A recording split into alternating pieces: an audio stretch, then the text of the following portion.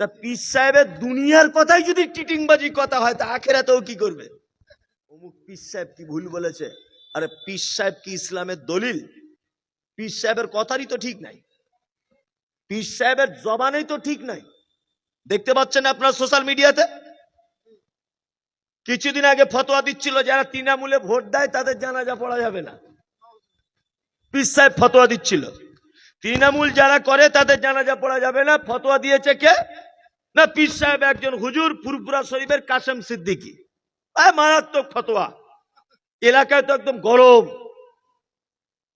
এখন দেখছি ওরে বাবা, ওই পীর সাহেবই দেখছি একজন চাটাচাটি করছে, দায়িত্ব পেয়ে গেছে ওই পার্টির।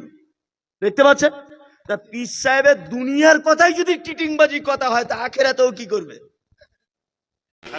ছেলেরা আমার সামনে একটু উঠে বলো না, আহলে হাদিস ইসলাম মাযহাবী, ওঠ না একটু, আয় না সামনে।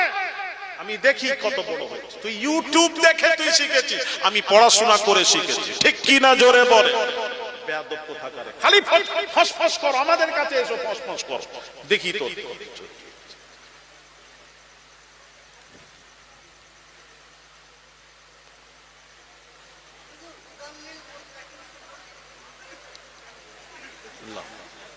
হুদাল লিল মুত্তাকিন, মুত্তাকিনদের জন্য হেদায়েত।